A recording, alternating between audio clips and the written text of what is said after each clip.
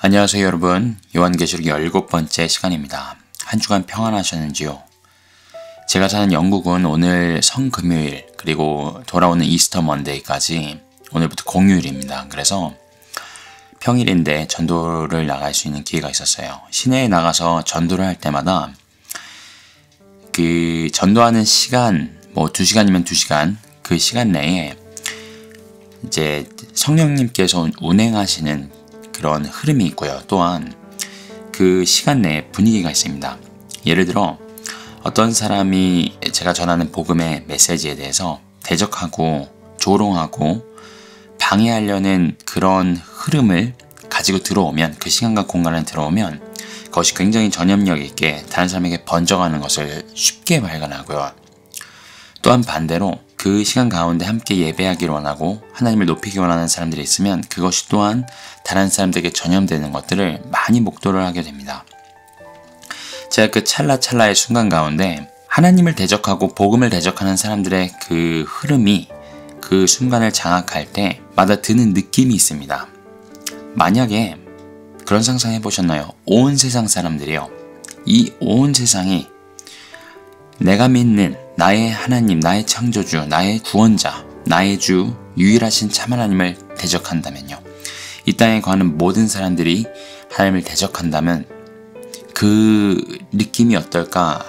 그 티저처럼요, 그 느낌을 전도할 때마다 받을 때가 있습니다. 제가 이 이야기를 드리는 이유가 있는데요, 오늘 저희가 볼 요한계시록 13장에 이런 모습이 등장을 합니다.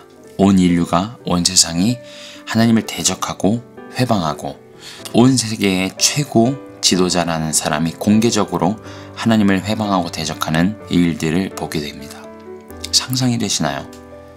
지금은 아직은 전도를 나가면요, 아무리 기독교가 욕을 먹고 교인들이 욕을 먹고 교회가 욕을 먹는다 할지라도요, 아직은 복음의 수용력이 조금은 남아 있습니다. 아직은 복음을 전하면요, 듣는 사람이 있고요, 아직은 그리스도인들 중에 공개적으로 함께 전도하길 원하고 함께 하나님을 예배하길 원하는 사람들이 아직은 있거든요. 아직은 이 적그리스도의 영이 그렇게 강하게 활동하고 있지는 않은데요, 저희가 오늘 볼 본문에 이 모든 것들이 적그리스도를 누르는 하나님의 그 성령의 손이 걷어지고요, 마지막으로 인류의 최후 3년 반 가운데 보여지는 온 세상이 하나님을 대적하는 모습을 보게 됩니다.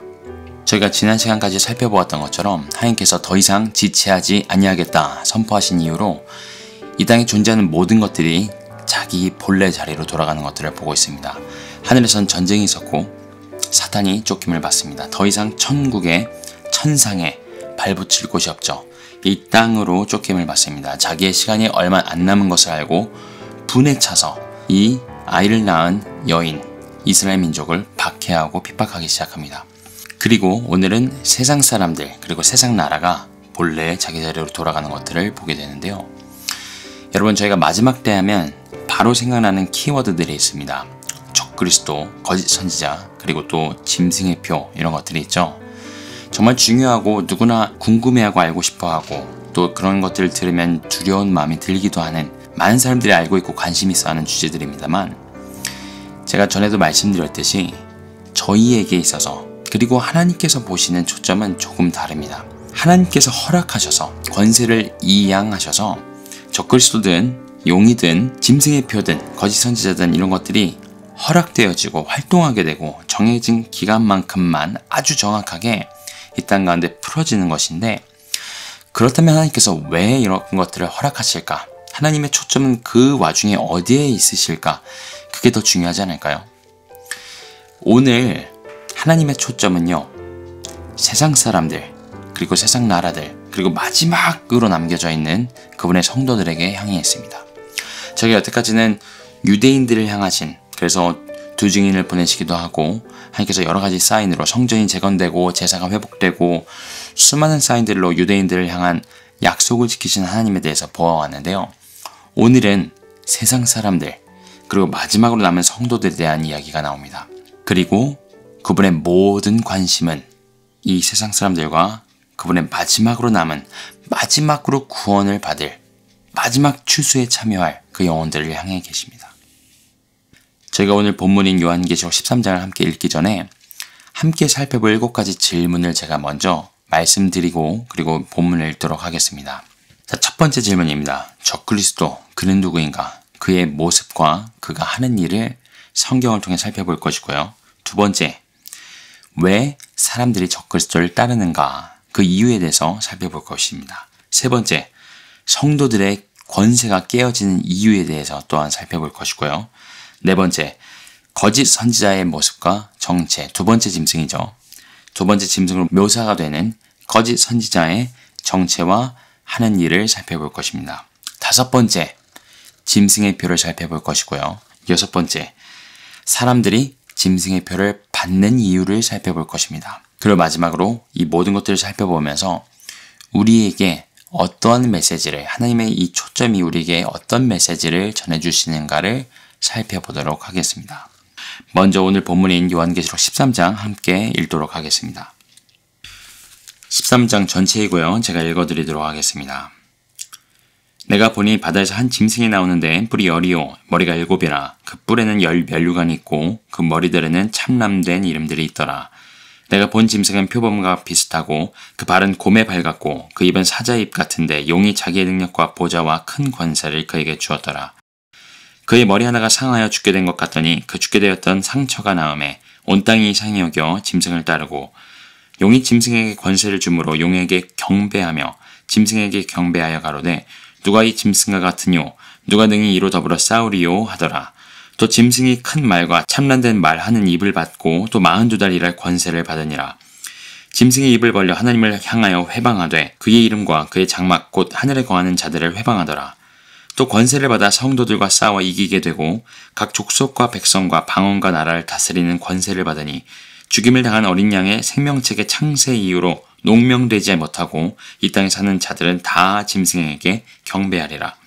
누구든지 귀가 있거든 들을지어다. 사로잡는 자는 사로잡힐 것이요 칼로 죽이는 자는 자기도 마땅히 칼에 죽으리니 성도들의 인내와 믿음이 여기에 있느니라. 내가 보매 또 다른 짐승이 땅에서 올라오니 새끼양같이 두 뿔이 있고 용처럼 말하더라. 저가 먼저 나온 짐승의 모든 권세를 그 앞에서 행하고 땅과 땅에 관한 자들로 처음 짐승에게 경배하게 하니 곧 죽게 됐던 상처가 나은 자니라. 큰 이적을 행하되 심지어 사람들 앞에서 불이 하늘로부터 땅에 내려오게 하고 짐승 앞에서 받은 바 이적을 행함으로 땅에 거하는 자들을 미혹하며 땅에 거하는 자들에게 이르기를 칼에 상하였다가 살아난 짐승을 위하여 우상을 만들라 하더라. 저가 권세를 받아 그 짐승의 우상에게 생기를 주어 그 짐승의 우상으로 말하게 하고 또 짐승의 우상에게 경배하지 아니하는 자는 몇이든지 다 죽이게 하더라. 저가 모든 자, 곧 작은 자나 큰 자나 부자나 빈궁한 자나 자유한 자나 종들로 그 오른손에나 이마에 표를 받게 하고 누구든지 이 표를 가진 자 외에는 매매를 못하게 하니 이 표는 곧 짐승의 이름이나 그 이름의 수라. 지혜가 여기 있으니 총명 있는 자는 그 짐승의 수를 세어보라. 그 수는 사람의 수니 666이니라. 아멘. 자, 첫 번째 질문입니다. 적그리스도, 그는 누구인가? 그는 어떤 일을 하는가? 저희가 함께 살펴볼 텐데요.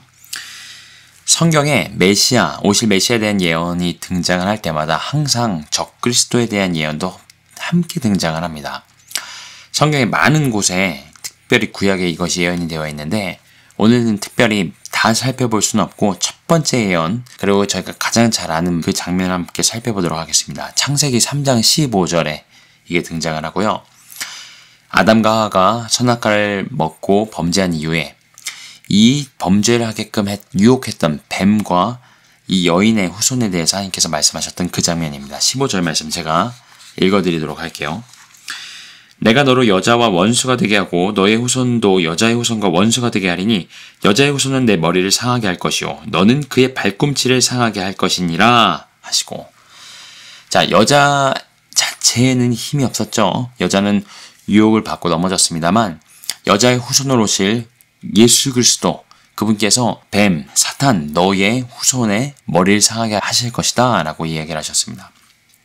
이게 예수님께서 초림하시고 십자가에서 죽으시고 부활하심으로 처음 성취가 되죠. 왜냐하면 이 사단의 권세는 모두 우리가 범죄함으로 주어집니다. 사람이 범죄함으로요, 그가 참소한다 그러죠. 법정에서 마치 원고가 이 사람 죄 지었습니다. 이 사람은 죄가 있어서 처벌받아야 됩니다. 라고 하나님의 공정하심, 하나님의 공평하심, 공의로우심을 붙들고 요청을 하는 거죠. 사람이 죄를 지었으니 죽어 마땅하다. 이 얘기를 하면서 참소를 하는 것입니다. 그런데 그 참소하는 모든 이유를 예수님께서 십자가에서 대신 죄 없으신 그분이 우리의 죄를 대신해서 그 값을 치러주셨습니다. 그러니 우리가 흉악한 죄를 저지르고 죄값을 받아야 마땅한, 멸망해야 마땅한 죄인인 것은 사실입니다. 하지만 누군가가, 그 죄가 없는 누군가가 그 죄값을 치러주었다면 우리는 그 죄값을 받지 않아도 된다는 그런 아주 하나님의 공의로우심에 합당한 그런 예수 그리스도의 대속하심, 죄값을 대신 치러주심 때문에 우리가 은혜로 구원을 받았습니다. 참소를 할 이유가 사라진 것이죠. 근데 여기서 그의 머리를 상하게 할 것이다 라는 예언이 모두 다 이루어진 것은 아닙니다. 왜냐하면 예수님께서 재림하실 때에 우리를 참소하던 자, 그 또한 죄인이거든요. 그 또한 하나님 앞에서 교만하고 하나님을 대적했던 자거든요. 그에게 내려질 심판을 예수 그리스도께서 친히 행하십니다. 하나님의 심판을, 그 심판의 대리자로서 예수 그리스도께서 이 용에게 그리고 적 그리스도에게 행하시는 것이죠. 그래서 여인의 후손으로 오시는 그리스도 예수께서 뱀의 후손인 적 그리스도 그리고 그의 세력들을 멸하시는 것, 심판하시는 것에 대한 예언이 적혀져 있습니다. 이러한 내용의 예언이 굉장히 많이 나와요. 그래서 메시아에 대한 예언은 항상 그의 대적 누구죠? 사탄과 적 그리스도, 그 세력을 멸하시고 심판하시는 용사의 모습으로, 승리자의 모습으로 항상 기록이 되어 있습니다. 저희가 너무 익히 알고 있는 예수님 모습과 좀 많이 다르죠. 예수님 되게 따뜻하시고 온유하시고 위로하시고 어이구 그랬어. 내가 널 위해 걱정하지 마. 내가 잘해줄게. 이런 모습의 예수님에 너무 익숙하잖아요. 이 현대교회 교인들이요. 아니요. 성경에서 가장 많이 그리고 있는 예수님의 모습은 심판주, 용사로서의 모습이십니다. 물론 십자가에 죽임당하신 어린 양의 모습으로 오시는 것도 예언이 되어 있습니다만 아주 소수이고요. 저희가 진짜 발견할 예수 그리스도의 모습의 아주 중요한 부분이지만 전부는 아니라는 거예요. 그분이 언제까지 죽임당하신 어린 양의 모습으로 계시지는 않습니다. 유다의 사자로 돌아오시는 것이죠. 자, 적 그리스도의 모습 계속해서 살펴보겠습니다. 1절, 바다에서 나온 짐승이 보입니다. 자, 바다에서 나왔다는 뜻은요, 나중에 이제 많은 물 위에 앉은 음녀에 대한 이야기가 나오거든요. 이 물과 바다가 상징하는 것은 항상 이방 민족입니다. 세상 나라들이고요. 그래서 바다에서 나온 짐승은요, 이방 민족 가운데 rise up, 일어나게 되는 이 적 그리스도의 모습을 묘사하고 있죠. 그에게 뿔이 10이 있고요. 머리가 7입니다. 그리고 머리에는 참람된 이름들이 적혀져 있습니다. 자, 저희가 갑자기 나온 이 짐승의 모습이 뿔이 10개 있고 머리가 7개고 참람된 이름들이 적혀있는 걸 보면 정신이 아득해집니다. 도대체 이 괴물은 무엇인가? 그쵸? 말 그대로 괴물인가? 상징인가? 그런데 유대인들이 이것을 읽으면 바로 생각나는 말씀이 있습니다. 다니엘서입니다. 다니엘이 자기도 이 환상을 보고 번민하는 장면이 나옵니다. 왜냐하면 이 뜻을 알 수가 없고 그 환상이 너무 강력했기 때문에 번민할 때에 이 환상을 전해준 천사가 이 환상을 해석해주는 장면이 다니엘서 7장에 나오는데요. 그냥 간단하게 정리만 해드리겠습니다. 이 짐승의 10개의 뿔은 10개의 왕이고요. 10명의 왕이고요. 7머리는 7개의 나라입니다. 자, 이제 성경에서요, 왕과 나라, 왕국이죠. 왕이 다스리는 나라가 등장할 때는 보통 interchangeable, 서로 바꿔서 쓸 수가 있습니다. 한 개인의 왕을 이야기할 때도 있고 한 나라를 이야기할 때도 있는데, 혹은 세력이라고 할게요. 이 10개의 뿔과 또 7개의 머리가 상징하는 사람들, 피겨들이 있겠죠. 그리고 또 나라들이 있을 텐데, 세력들이 있을 텐데, 뭐 전통적으로 이제 애굽부터 시작해서 항상 이스라엘을 괴롭혔던, 그리고 이 메시아의 오심을 방해하려고 했던 많은 세력들이 있었습니다. 나라가 있기도 하고 개인이기도 했는데, 뭐 바벨론도 있고요, 바사도 있고요, 헬라도 있고, 그 다음에 로마도 있고, 그 안에도 이제 여러 가지 나라들이 나눠지고, 제가 오늘은 그런 해석들을 깊게 다루진 않을 거고요. 하나 특이할 만한 것은 이 짐승의 모습이요, 정확하게 바로 전장 12장에 나오는 용의 모습과 일치를 합니다. 용도 동일하게 10개의 뿔이 있었고 7개의 머리가 있습니다. 자, 그렇다면 이 짐승은요, 아주 분명한 메시지가 있죠.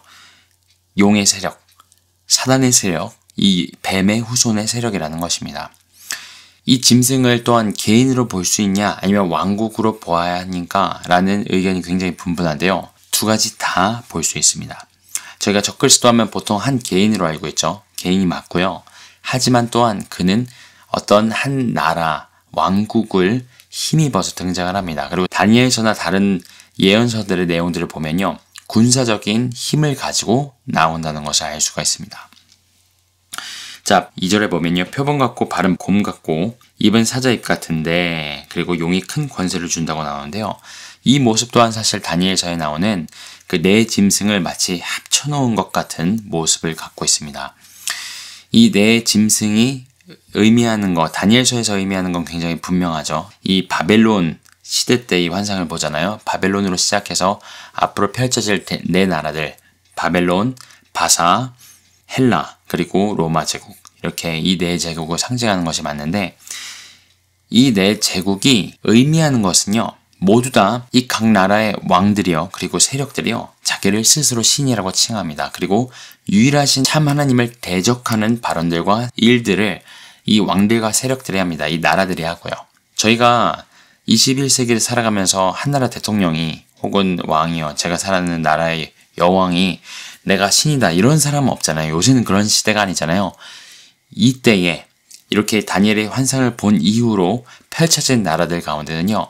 스스로를 신이라 칭하면서 하늘의 하나님을 대적했던 그런 적그리스도의 예표가 되는 세력들, 인물들, 나라들이 있었다는 겁니다. 뭐 성경에 나오는 너무 잘 아는 인물들 몇 명만 언급을 해드리면요. 바로왕이 있었죠. 이집트의 바로왕.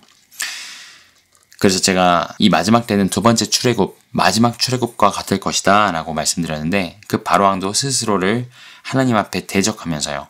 자기의 주술사들을 보내면서 우리 주술사들도 그거 할 수 있어. 그래서 마음을 강팍하게 하고 끝까지 하나님을 대적하고 하나님의 백성들을 대적했던 모습을 보였죠. 그리고 뭐 하만 같은 인물도 있죠. 아각 사람 하만 기억나시죠?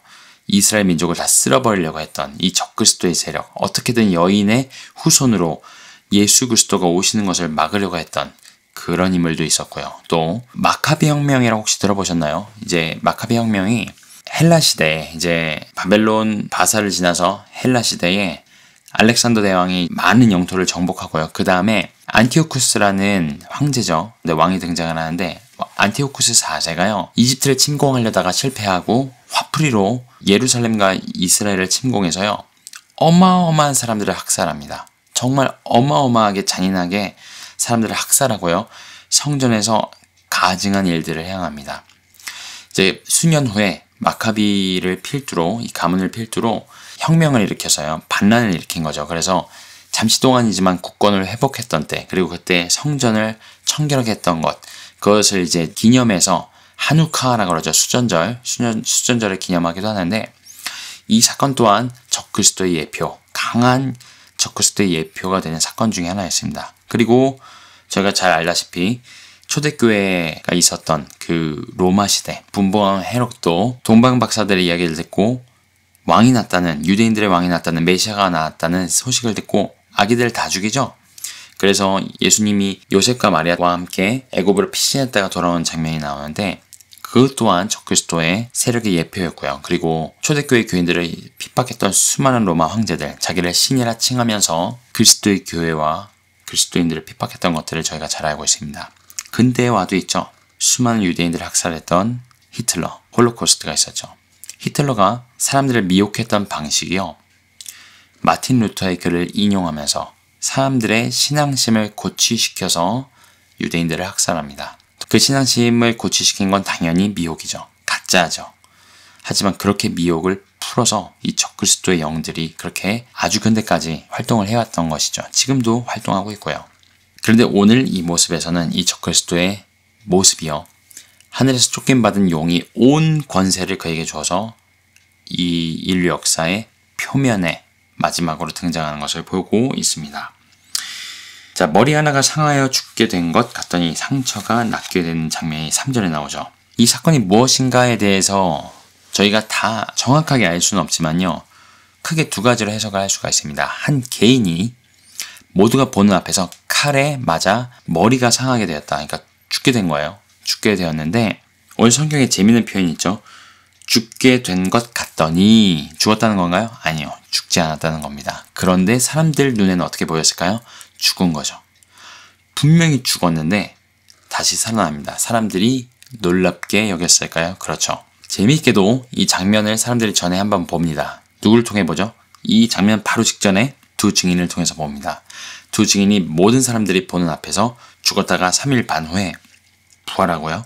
승천을 하는데 공교롭게도 아주 소수의 사람만이 하나님을 경외하고요. 나머지는 신나가지고 서로 선물을 주고받습니다. 그런데 이 하나님이 하신 일, 그리고 예수 그리스도를 흉내내는 이 가짜 모조품, 적그리스도, 가짜 그리스도는 온 세상 사람들이 기이 여겨서 그를 따르기 시작한다는 것입니다. 부활은 하나님께만 속해 있습니다, 여러분. 절대 사탄은요, 생명을 잉태할 수도 없고요. 생명을 되돌릴 수도 없고요. 그는 오직 거짓말하고 오직 깨어진 권세 가운데 그리고 주어진 시간 가운데 사람들을 미혹할 뿐입니다. 그 이상의 권세는 주어지지 않습니다. 자, 용과 짐승에게 4절에 보면요. 용과 짐승에게 함께 경배를 하게 합니다. 자, 자기만 경배를 받는 게 아니고요. 용을 경배하게 합니다. 이 짐승이요. 그래서 그를 경배하는 자들은 궁극적으로 용, 마귀고 사탄이죠. 사탄, 마귀를 경배하게 되는 것이죠. 참고로요, 여러분. 요새도 사탄 숭배자들이 있거든요. 이제 제가 전도할 때도 많이 만납니다. 사탄 숭배자들이 하고 다니는 문신이 있어요. 문신이 있고 피어싱이 있고 딱 보기만 해도 사탄 숭배자인 걸 알 수 있어요. 표식들이 있거든요. 본인들의. 그럼 이 뜻이요. 적그리스도를 이 짐승을 경배하면서 용을 경배한다는 게 모두가 그렇게 사탄 숭배자가 되는 것이냐라고 물어보신다면 저는 아니라고 생각을 합니다. 왜냐하면 이제 적그리스도가 등장하는 이 짐승이 등장하는 모습 자체도 군사적인 지도자로 등장을 하고요. 그리고 모든 세상을 다스리는 권세를 얻게 되거든요. 광명의 천사로 온다는 것이죠. 이 땅에 이제 오늘 장면에 나오지 않고 그 전 장면에 나오는 것이죠. 평화조약을 맺게 하고 수많은 군사적 분쟁과 이 두 증인이 이 땅에 거하는 자들을 괴롭게 하는 것들을 정리하고 사람들에게 놀랍게 부활쇼를 성공시킨 이 거짓 그리스도, 적 그리스도가 사람들 앞에 환영받는 거 쉽게 연상할 수 있으시겠죠. 자, 4절에 이런 고백이 나옵니다. 누가 짐승과 같으뇨? 누가 능히 이로 더불어 싸우리요? 말씀드렸지만 전 세계인들 앞에서 그가 칭송받는 이유는요. 그의 힘입니다. 아무도 그를 대적할 수 없다라는 사실입니다. 그것을 전 세계 가운데 증명한 것이죠. 그러니 그의 군사적인 그 무력과 절대적인 파워가 사람들에게 놀랍게 했고요. 그리고 이 거짓 기적, 부활 쇼가 또한 사람들을 기이 여기게 했다는 것입니다. 자, 5절입니다. 그가 큰 말과 참람된 말을 하는 입을 받습니다. 받았다는 건 무슨 뜻이죠? 하나님이 친히 허락하셨다는 거예요. 생각해 보세요. 큰 말과 참람된 말을 어디다 할까요? 누구를 대적해서 할까요? 하나님을 대적해서 합니다. 바꿔 말하면요. 하나님께서 친히 이 짐승에게요. 하나님 본인을 대적할 수 있도록 권세를 부여하셨다라는 거예요. 이 입을 받았다라고 표현하시니까요. 자, 하나님께서 친히 허락하신 이유는 조금 있다가 더 자세히 살펴보겠지만요. 아주 심플하게 말씀드리면 온 인류를 테스트하시고요. 그리고 결국은 하나님의 심판의 정당성을 이루어 가시는 장면이라고 보시면 되겠습니다. 자, 또 같은 절에 42달 일할 권세를 받았다라는 장면이 나오죠. 정확하게 하나님께서 42개월, 3년 반, 1260일 동안만 일할 기간을 주시는데 왜 이 시간을 계속해서 반복해서 말씀하실까요? 이게 기간이 있다는 것, 끝이 있다는 걸 알아야 될 사람들이 있기 때문이겠죠. 그리고 그 끝이 있다는 사실이 그들로 하여금 이 기간을 견디게 만들고 인내하게 만들고 죽음을 불사하게 만들 수 있는 큰 동기가 되기 때문에 거듭해서 성경에서 42달이다, 1260일이다, 3년 반이다라고 증거하고 계시는 것이기 때문입니다. 누군가한테 견뎌라. 제발 견뎌라. 제발 견뎌서 영원한 생명을 취해라 라고 말씀하시는 것이기도 합니다. 자, 6절. 입을 벌려 하나님을 향하여 회방합니다. 아까 그 입을 받았다 그랬죠. 하나님을 회방합니다. 심지어는 하나님의 이름과 그의 장막 곧 하늘에 거하는 자들을 회방하기 시작합니다. 이 또한 좀 이따 자세히 보겠지만요. 하나님만 회방하는 것이 아니고요. 하나님의 장막, 하나님의 계시는 그 보좌에 있는 사람들을 또한 회방합니다. 누가 있죠? 기억해 보시면요. 보좌 제단 아래 순교자들이 있었죠. 그리고 능히 셀 수 없는 무리가 하나님의 보좌 앞에서 하나님을 예배하는 장면을 보았는데 그들이 어디서 나온 자들이었죠? 큰 환난 가운데 나온 자들. 그리고 이들 전에 또 누가 나왔었죠? 일부지만 휴거를 당한 사람들이 있습니다. 그들을 회방한다는 것입니다. 그리고 7절에 또 권세를 받아 성도들과 싸워 이기게 되고 각 족속과 백성과 방언과 나라를 다스리는 권세를 받습니다. 전 세계를 다스리는 권세를 이 적그리스도가 받게 됩니다. 저희가 지난 시간 마지막 절에 봤던 그 성도들, 자, 여인의 남은 후손이고요. 예수의 증거를 가진 자들이 용이 그들을 대적해서 섰다, 바닷가에 섰다라는 장면으로 끝나거든요. 그런데 이 전투에 누가 승리하죠? 용이 승리하고요. 짐승이 승리한다는 얘기입니다. 성도들의 권세는 깨어지고요. 그들은 순교당하고 핍박당하고 흩어짐을 면하지 못하게 된다는 것이죠. 이 3년 반 동안요. 공식적으로요. 온 세상에 성도들의 권세는 계속해서 깨어져 있습니다. 눈에 보이는 어떤 부흥도 없습니다. 이 용과 적그리스도의 권세는요. 이 3년 반 동안 막을 자가 없습니다. 하나님께서 그걸 허락하시고요. 그게 저희가 오늘 성경에서 증거하시는 적그리스도의 모습입니다. 자, 적그리스도는 누구인가? 그의 이름은 무엇인가? 저는 모릅니다. 나중에 보면 알겠죠. 하지만 오늘 묘사된 모습들을 보면요. 그의 모습은 요한계시록 전장에 나왔던 그 용의 모습과 동일하고요. 그리고 다니엘서에 묘사된 그리스도 예수와 하나님을 대적한 적그리스도의 이 세력들, 이 나라들, 그리고 인물들과 정확하게 일치를 합니다. 그것을 다 모아놓은 듯한 모습이 이 바로 바다에서 나온 짐승, 적그리스도와 그의 세력, 그의 나라라는 것이고요. 그리고 그가 전 세계 앞에서 그의 힘, 그의 군사력, 그의 능력을 여과 없이 드러낼 것이고요. 그러니 사람들이 이렇게 고백을 하죠. 누가 능히 그와 싸워 이기리요. 그를 칭송하는 내용이 그것입니다. 그리고 거짓, 가짜 부활쇼를 통해서 사람들을 놀랍게 여기게 하고요. 거짓 메시아로 등장하는 것이죠. 자, 그리고 이게 바로 오늘 두 번째 질문, 사람들이 온 세상이 적그리스도를 따르게 되는 이유입니다.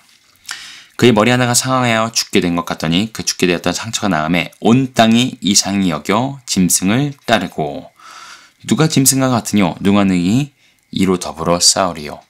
자, 전 세계 사람들이요. 그를 어떤 신적인 존재로 받아들였습니다. 그게 그냥 이 신앙 고백에 그대로 담겨 있죠. 그리고 바로 이것이 제가 처음에 말씀드렸던 온 세상이 정말 온 세상이요. 하나님을 대적하는 자리에 서게 되는 그 모습으로 이어진 이유입니다. 뭐냐면 온 세상 사람들이요. 절대자의 자리, 하나님의 자리죠. 유일한 참신이신 하나님의 자리에 이 용과 적그리스도를 놓게 됩니다. 이 신앙 고백에서 그대로 증명이 되는데요. 누가 그와 싸워 이기리요? 이 질문에 대상이 있겠죠. 누구도 싸워서 못 이긴다. 누굴까요? 하나님을 지금 언급하고 있는 것입니다. 왜냐하면 그가 등장하면서 성도들과 싸우거든요. 두 증인과 싸우고요. 성도들과 싸우거든요. 그러니 사람들 눈에요. 그렇게 참 하나님이라고 증거되었던 이 이스라엘의 하나님, 성경의 하나님, 여호와, 야훼 그 하나님을 이기고 대적할 수 있는 존재로서 이 용과 짐승을 받아들이게 된다는 겁니다. 이 대결 구도가 보이시죠? 그리고 이 가짜 부활쇼가 그들에게 어떤 미혹을 줄까요? 아, 죽다가 살아났어. 죽었는데 살아났어. 우리도 여기 붙으면, 그를 믿으면, 절대적으로 이 힘을 의지하면, 하나님 자리에 이걸 두면, 이 용과 짐승을 두면 우리 목숨 지킬 수 있을 거야. 라고 믿게 된다는 것입니다. 자, 이러한 세팅 가운데 이 적그리스도가 입을 열어서 하늘의 하나님 그분의 이름과 거기 거하는 자들을 회방하기 시작합니다. 세상에 이런 참혹한 일이 3년 반 동안 하나님께서 직접 허락을 하시는데요.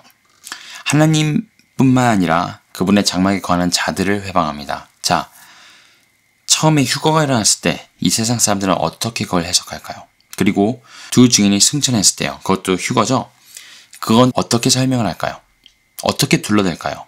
그리고 수많은 예수의 증거를 가진 성도들이요. 자기의 목숨을 아까워하지 않고 죽음을 불사하고 자기 믿음을 지키는 모습을 보면서 그것을 어떻게 변명하고 둘러댈까요? 오늘 여기에서요. 너희들 봤지? 내가 싸워 이겼어. 하나님의 성도들 내가 싸워서 이긴 거 봤지? 그리고 내가 이렇게 하나님을 회방하고 하나님을 대적해도 그분 아무 일도 안 일어나잖아. 내가 그 성전을 회파했어. 내가 그 제사를 못 드리게 했고 그 두 증인을 죽였어. 그렇게 이야기하면서 용이 그리고 내가 참신이다 라고 내가 절대자라고 나를 당할 자가 없다라고 그렇게 사람들을 미혹하는 것이라는 거죠. 하나님의 장막에 거한 자들은요. 모두 구원받은 자들입니다. 구원받은 자들을 회방한다는 것은요. 하나님의 구원, 하나님의 그 구원 계획, 그분의 경륜, 그분의 긍휼, 그분의 공의로우심, 그 모든 것들을 회방한다는 거예요. 그것을 모두 왜곡하고요. 그 누구도 그것을 받아들이지 못하게 하나님이 직접 허락하셔서요. 그들 가운데 미혹을 풀어버리신다는 겁니다. 너무 두렵죠. 이들의 모습이 두려운 게 아니라요. 이걸 허락하시는 그때가 너무나 두렵습니다. 왜냐하면 하나님께서 말씀하셨거든요. 더 이상 지체하지 아니하리라. 그리고 제가 다음 시간에 살펴볼 다음 장에요. 마지막으로 가르시고 마지막 알곡, 구원의 추수와 마지막 진노의 포도주 틀, 심판의 추수를 하시는 모습을 볼 수가 있습니다.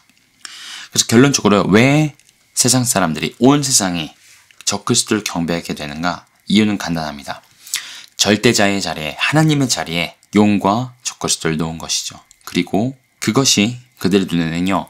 죽음을 불사하고 그 영원한 생명을 얻는 성도들의 삶, 그 성도들의 순교와 구원의 모습, 그리고 그렇게 구원의 능력을 드러내시는 하나님의 놀라운 죄사함과 용서와 구원의 능력과 은혜를 만홀히 여기고요. 원하지 않고요.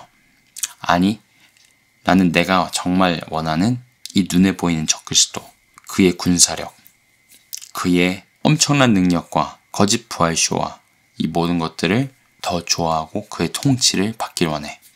하나님의 구원과 통치? 아니, 나는 용과 적그리스도의 그들의 통치와 그들의 능력을 더 믿겠어. 라고 이야기하는 것입니다. 그리고 이것이 또한 세 번째 질문이었죠. 성도들의 이 권세가 깨어지는 이유이기도 합니다. 자, 하나님께서 이와 같은 일을 하는 용과 적그리스도를 막지 않으시죠? 하나님을 공개적으로 회방하는 이들을 막지 않으십니다. 여태까지는 적그리스도의 세력을 하나님께서 누르고 계셨는데요. 이제는 그 손을 거두십니다. 너 마음대로 해라. 3년 반 동안 너에게 일할 시간과 네가 말할 큰 입을 너에게 허락하겠다. 하나님께서 허락하신 것입니다. 용이 권세를 주었다고 하지만요. 이 용 또한 3년 반 동안 일할 권세를 하나님께 받은 것이죠. 이를 통해서 하나님께서 모든 것들을요. 이 땅에 존재하는 모든 영혼들을 제자리로 돌리시겠다는 겁니다. 어떻게요? 그토록 하나님의 긍휼하심을 만으로 여겼던 세상 사람들은 그토록 자기들이 원했던 용과 적그리스도, 이 사탄의 통치 안으로 들어가는 것이고요. 그리고 성도들의 권세가 깨어짐으로 마지막 구원의 기회를 얻는 사람들은요. 자기의 순교로요. 죽음으로요. 자기의 믿음을 증명할 때가 오게 된다는 것이죠. 이렇게 모든 것들을 제자리로 돌리시고 계십니다. 저는 이 장면을 보면요. 예수님께서 십자가에 달리셨을 때에 그 우편에 달렸던 강도가 생각이 납니다. 왜냐면요. 예수님께서 온 인류의 죄를 위해서 온갖 모욕과 채찍질과 매맞으심과 가시면류관 쓰시고 그리고 결국은 십자가를 지시고 그 위에서 죽으심까지 모두 다 마다하지 않으시고요. 그 모든 수모와 고통과 고난을 다 겪으십니다.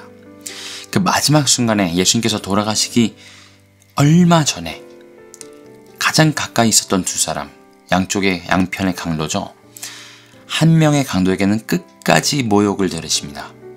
끝까지 모욕을 들으시면서 그것을 감수하시는데요. 그걸 허락하시는데요. 마치 오늘 하나님께서 3년 반 동안 용과 적그리스도와 온 세상이 하나님을 대적하는 걸 허락하시는 것처럼요. 예수님께서도 그걸 허락하시고 잠잠히 그 가운데 계시는데요. 그 중에 한 강도가, 여러분 생각해보세요. 이 강도가 갑자기 여기서 태도를 바꾸고 말 몇 마디 한다고 십자가에 달려있는 이 현실이 바뀌나요? 자기가 죽지 않게 되나요? 아니요. 이분, 메시아라고 불리는 이분 또한 자기와 똑같이 피 흘리고 있고요. 죽어가고 있는데요. 무슨 소망이 있나요? 이 땅에서의 소망이 있을까요? 여기서 갑자기 생각을 바꾼다고? 아니요, 없습니다. 근데 이 강도가 갑자기 신앙 고백을 하죠. 이유가 뭘까요? 이 땅에서 환난을 피하고 내 죄값을 피하고 잘 되기 위해서는 아닌 걸로 보여집니다. 왜냐하면 그 강도 그 십자가에서 죽거든요. 아무 현실도 변하지 않거든요. 마치 이 성도들이 순교당하는 모습처럼요. 아무것도 변하는 게 없습니다. 그리고 예수님 십자가에 달리실 때 아주 소수를 빼놓고는 온 세상이 십자가에 그를 못 박아라, Crucify him, 그를 대적했습니다. 마치 이 마지막 3년 반의 모습처럼요. 그런데 이 강도의 반응은 어떻죠? 온전한, 정말 pure repentance, 정말 온전한 회개가 일어납니다. 정말 자기의 안위나 이 상황을 모면하기 위한 그런 게 아니었어요. 정말 변하는 게 아무것도 없으니까요. 정말 말 그대로 이 십자가에 달리신 메시아를 보면서, 이 예수님을 보면서요, 진정한 회개가 일어납니다. 물론 그의 회개는 구원받는 회개였고요. 그의 믿음, 신앙의 고백은요, 믿음의 고백이었어요. 그래서 예수님께서 말씀하시죠. 오늘 네가 나와 함께 낙원에 있으리라. 그의 구원은 부끄러운 구원이었습니다. 불가능한데 구원을 받은 것 같은 부끄러운 구원이요. 왜냐하면 이 마지막 순간까지요, 하나님과 전혀 상관없이 살았어요. 하나님이 미워하시는 죄악만 골라하며, 그래서 이 십자가에서 자기 인생을 끝낼 정도로 그렇게 형편없는 삶을 살았습니다. 큰 상급은 없겠지만요, 그에게 참된 회개가 있자 구원을 받습니다. 저는 이 장면이요, 이 참람된 말, 하나님을 회방하고 대적하는 말들을 하게끔 내버려 두시면서, 성도들의 권세가 깨어지게 또한 내버려 두시면서, 마지막으로 한 영혼이라도 이 모든 일들을 통해서 죽음을 불사하고 이 땅에서의 안위함이 아니라, 이 대환란을 벗어남이 아니라 진정한 회개 가운데, 이 강도처럼요, 진정한 회개 가운데 구원을 받게 될 그 영혼들, 이 짐승과 짐승의 표를 이기고 자기 생명을 미워하면서까지 참된 회개와 믿음으로 이겨낼 그 영혼들을 위해서 하나님께서 이 시간을 허락하셨다는 걸 확신하게 됩니다. 예수님께서 십자가 달리셨던 거랑 똑같아요. 만약에 예수님께서 긴 시간 십자가에서 고통당하심 없이 바로 죽으셨다면요, 임종하셨다면 이 강도에게는 아무 기회가 없었을 거예요. 그렇죠? 예수님 곁에 달릴 기회조차 없었을지도 몰라요. 근데 마지막까지 구원의 문을 닫지 않으시는 예수님의 모습, 하나님 아버지의 모습을 저희가 여기서 볼 수 있습니다. 네, 하나님의 관심은요, 하나님을 대적해서 참람된 말을 하는 용이나 적그리스도, 세상에 있지 않습니다. 아니요. 이 한 영혼, 마지막 이 구원의 기회를 붙들 한 영혼을 향해 계십니다. 그게 하나님의 관심이고요, 이때를 허락하시는 이유입니다. 그리고 그것이 저희가 적그리스도가 누군지, 짐승의 표가 뭔지 그걸 밝혀내고 깨닫는 지식적인 깨달음보다 훨씬 더 중요하다고 저는 믿습니다. 오늘 10절 말씀에 이 간절한 하나님의 마음이 이렇게 표현이 됩니다. 사로잡는 자는 사로잡힐 것이요, 칼로 죽이는 자는 자기도 마땅히 칼에 죽으리니 성도의 인내와 믿음이 여기 있느니라. 누가 먼저 이렇게 죽으셨죠? 예수 그리스도이십니다. 그 전능하신 하나님께서요, 친히 본인의 이름과 그 엄청난 긍휼하심과 경륜으로 구원하신 사람들을, 그리고 그 구원을 회방하고 왜곡하고 대적하고 모욕하는 이 일들을 친히 허락하시면서까지요, 끝까지 긍휼을 베풀고 계시다는 것이죠. 자, 네 번째, 거짓 선지자의 모습과 그의 하는 일을 간략하게 살펴보겠습니다. 자, 그는 새끼 양과 같은 모습으로 등장을 합니다. 이 새끼 양 하면 연상되는 분이 계시죠. 예수 그리스도이십니다. 그리고 또한 용처럼 말한다고 하는데요. 그의 입에 또한 권세가 있음을 저희가 알 수 있죠. 이전 용의 모든 권세를 행하고요. 목적은 짐승을 경배하게 하기 위해서입니다. 자, 그의 가짜 부활을 그가 이용하는 것을 저희가 분명히 알 수 있습니다. 그리고 그 또한 큰 이적과 불이 하늘에서 내려오게 하고 우상을 사람들에게 만들게 하고요. 본인이 직접 우상에게 생기를 불어넣기까지 합니다. 이 모든 것들을 한마디로 요약하면요. 놀라운 능력을 드러내는데요. 그걸 통해서 방향성은 어디죠? 용과 적그리스도, 이 첫 번째 짐승을 경배하게 만드는 것. 그것이 이 두 번째 짐승, 거짓 선지자의 역할입니다. 14절에요. 짐승 앞에서 받은 바 이적을 행함으로 땅에 거하는 자들을 미혹하며, 그래서 결국 이 모든 것들을 통해서요. 다 가짜거든요. 이 이적도 가짜고 거짓 부활쇼도 가짜고요. 모든 이 가짜 이적, 물론 이제 마귀적인 사탄적인 능력으로 이것들을 행하는 거겠죠. 이것들을 통해서 그가 하는 것은 결국은 거짓말. 사탄이 하는 건요. 거짓말밖에 없습니다. 미혹입니다. 미혹하는 겁니다. 그래서 용과 짐승에 경배하는 하나의 상징물로서 이 짐승의 우상을 만들고요. 이 우상에게 생기를 줘서 우상이 말을 하고요. 이 우상에게 절하게 합니다. 하나님이 미워하시는 모든 것들을 하고 있습니다. 그리고 이 우상에게 경배하지 않으면 가차없이 죽이죠. 마치 지금 전 세계에서 최악의 독재국가 북한에서 일어난 일이요. 더 확대되고 전 세계적으로 일어난 일이라고 상상하시면 크게 다르지 않을 것입니다. 그리고 마지막으로 이 모든 경배, 이 짐승과 용을 향한 경배의 증거로서 표를 받게 합니다. 그것이 짐승의 표이죠. 여러분, 이 사탄 마귀가 가장 처음 저질렀던 죄, 그리고 그의 가장 큰 탐욕은 뭐였냐면요. 하나님 앞에 자기를 높인 것이고요. 하나님처럼 예배받고 싶었습니다. 그리고 이 마지막 3년 반에 그걸 마음껏 하고 있습니다.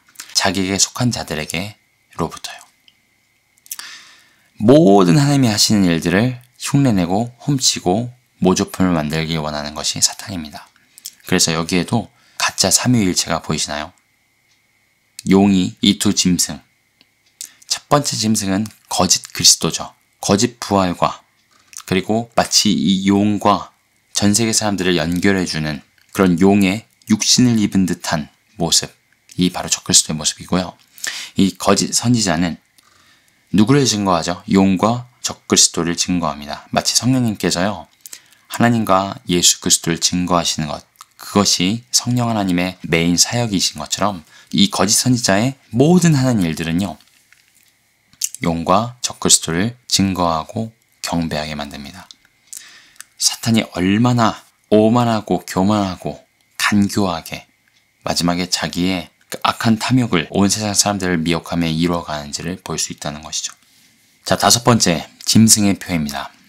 짐승의 표는 무엇인가요? 오늘 말씀을 통해서만 살펴보겠습니다. 15절, 저가 권세를 받아 그 짐승의 우상에게 생기를 주어 그 짐승의 우상으로 말하게 하고 또 짐승의 우상에게 경배하지 아니하는 자는 몇이든지 다 죽이게 하더라.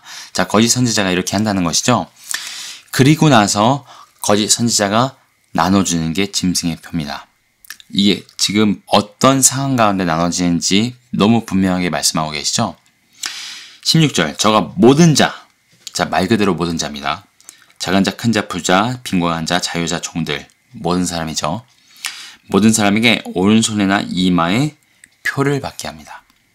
그리고 누구든지 이 표를 가진 자 외에는 사고 파는 것, 매매를 못하게 하니 이 표는 곧 짐승의 이름이나 그 이름의 수라. 자, 짐승의 표는요.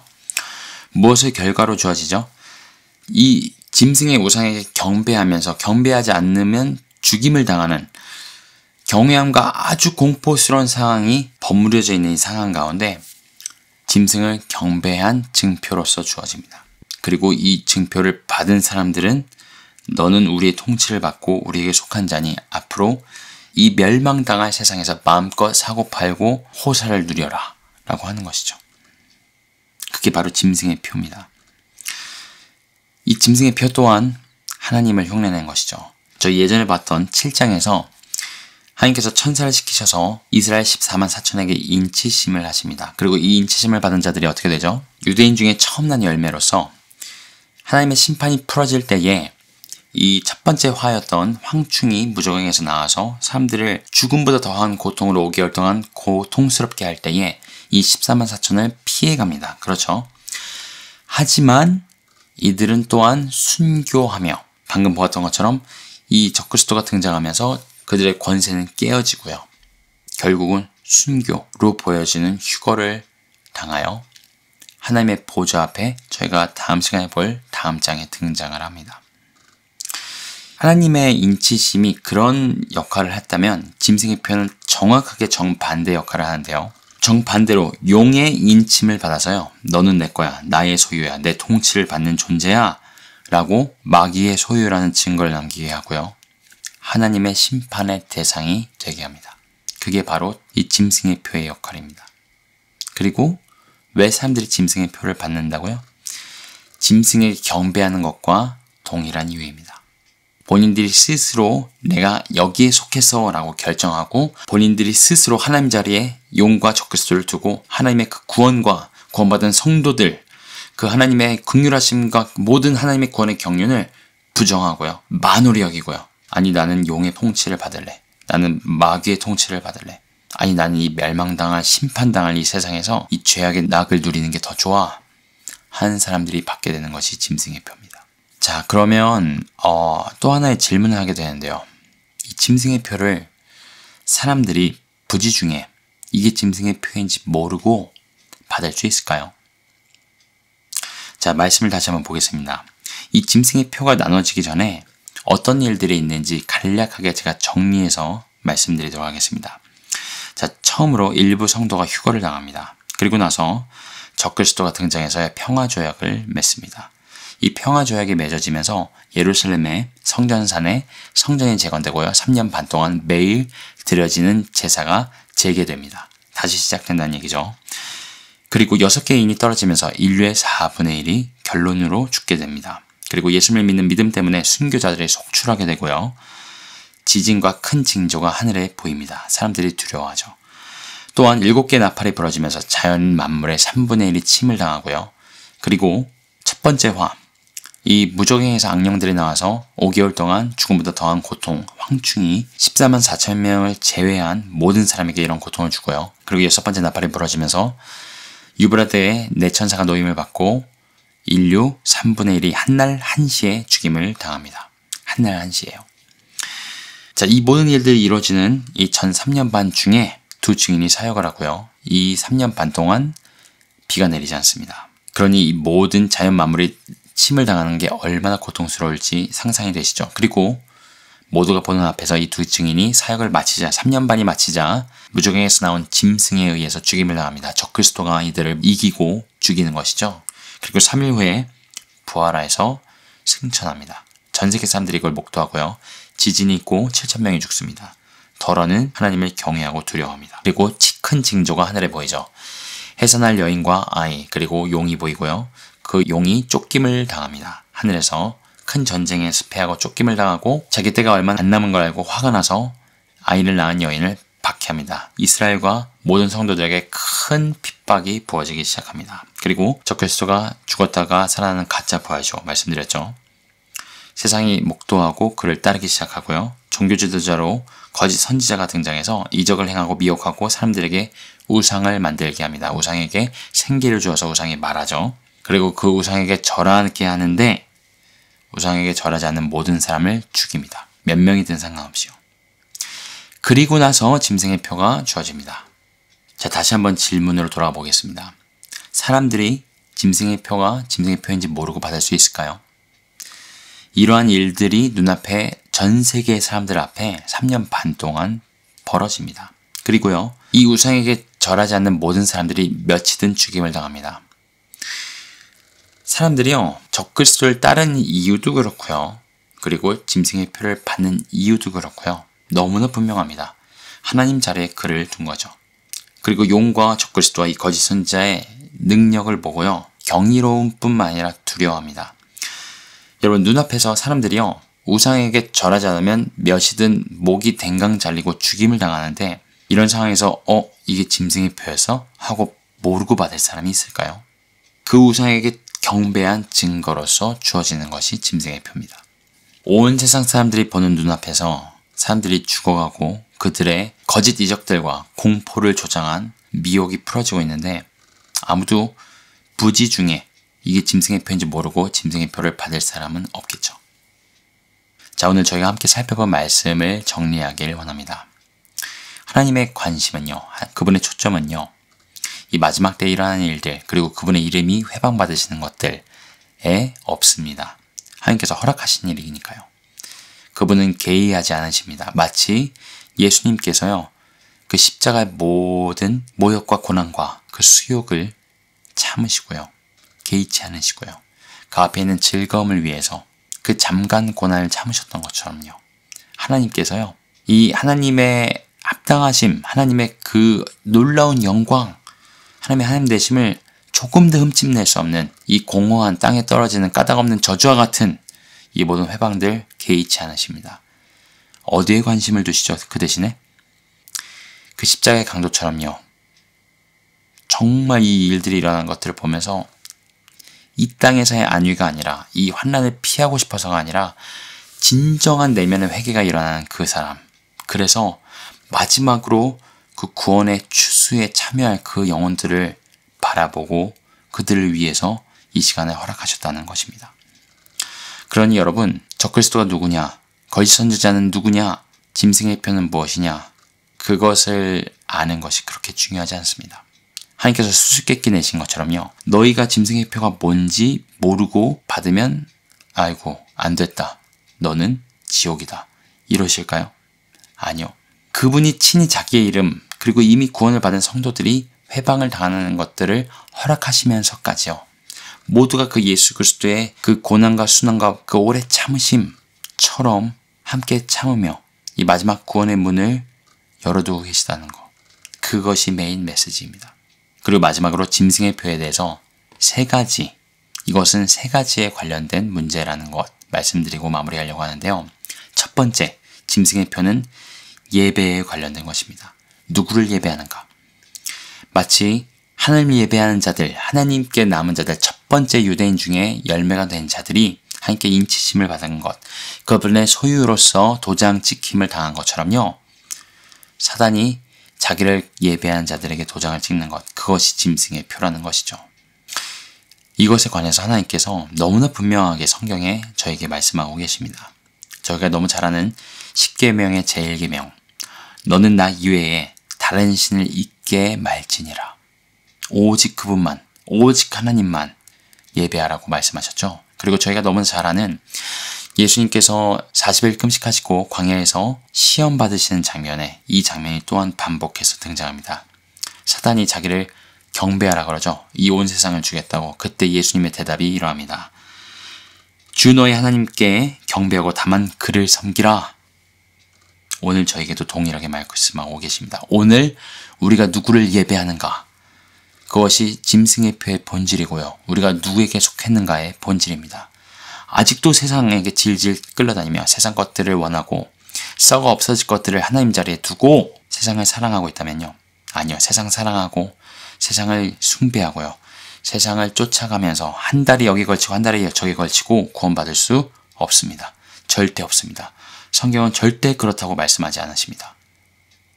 우리가 누구를 예배하는가?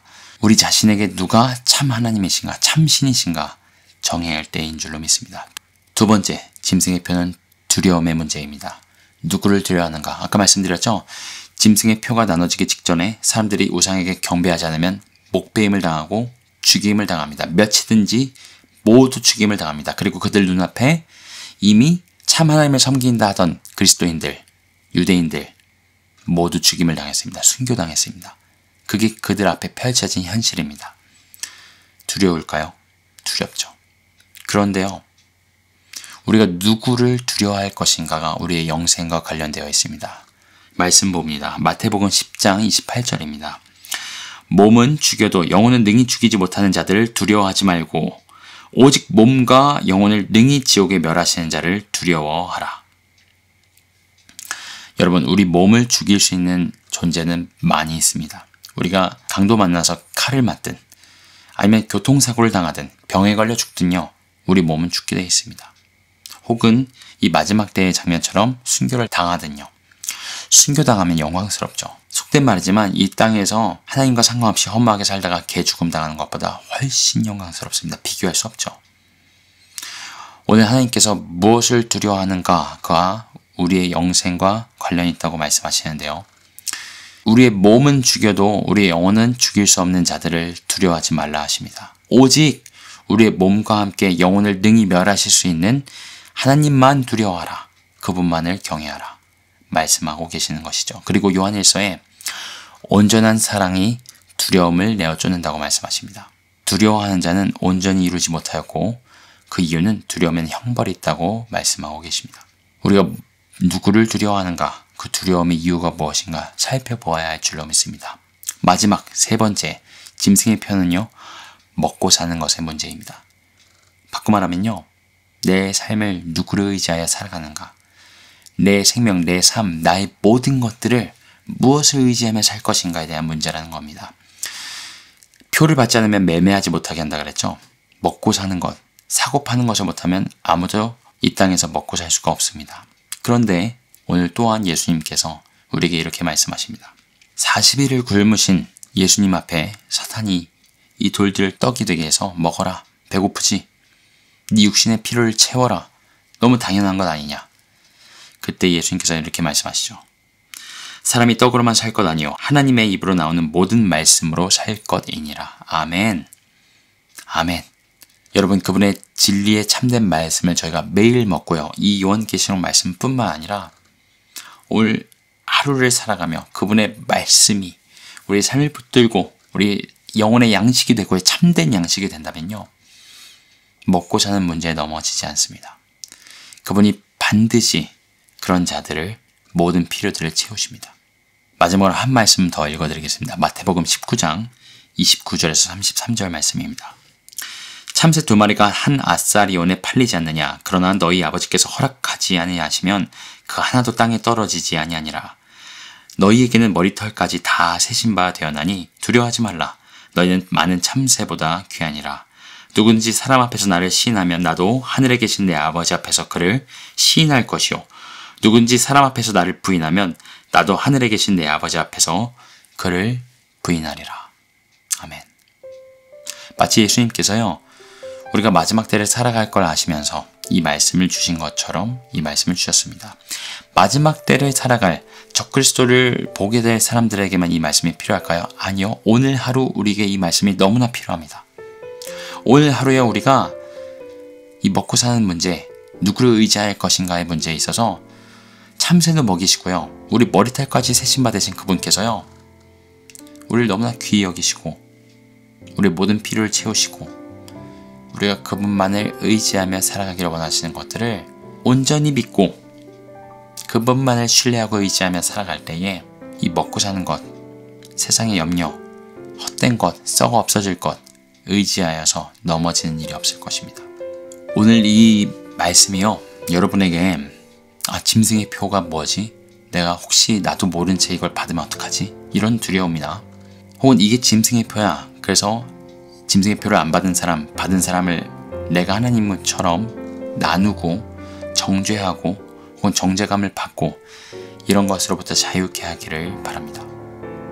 오히려 이 일들을 허락하시는 하나님, 그분의 측량할 수 없는 긍휼하심, 오래 참으심, 그 마지막 구원의 경륜을요, 저희가 가슴 깊이 새기고요, 이것들이 이 온전한 사랑, 이 온전한 구원의 경륜이요, 저희 안에 모든 두려움을 내쫓고요, 내가 그분만을 예배하는 것, 내가 그분의 소유로서 성령의 인치심을 받았다는 것, 짐승의 표가 아니라요, 그리고 내가 참 하나님만을 경외하고 두려워한다는 것, 그분을 두려워한다는 건 정말 아름다운 일입니다. 그분의 공의로우시며 그분이 영혼을 능히 멸하실 수 있는 영원한 심판을 하시는 참된 공의로우신 심판주이심을 기억하면서요, 오늘도 코람데오 그분 앞에서 두렵고 떨림으로 살아가는 저와 여러분이 되기를 원하고요. 그것이 이 세상 그 어떤 것도, 그 어떤 사람도, 어떤 상황도, 어떤 질병도, 이 마지막 때도, 이 적그리스도도, 사탄 마귀도 두려워하지 않게 만드는 하늘의 평안과 담대함으로 채우시는 통로가 될 줄을 믿습니다. 그리고 마지막으로 생활의 염려, 먹고 사는 것의 문제가 아니라 그분의 생명의 말씀을 먹으며 그분이 우리를 귀히 여기시고 돌보신다는 그 믿음 가운데 그 안식에 들어가시며 넉넉히 승리하시는 그분의 신실하심과 좋으심과 풍성하심 때문에 넉넉히 승리하시는 저와 여러분 되기를 예수님의 이름으로 기도합니다. 아멘. 다음 시간에 뵙겠습니다.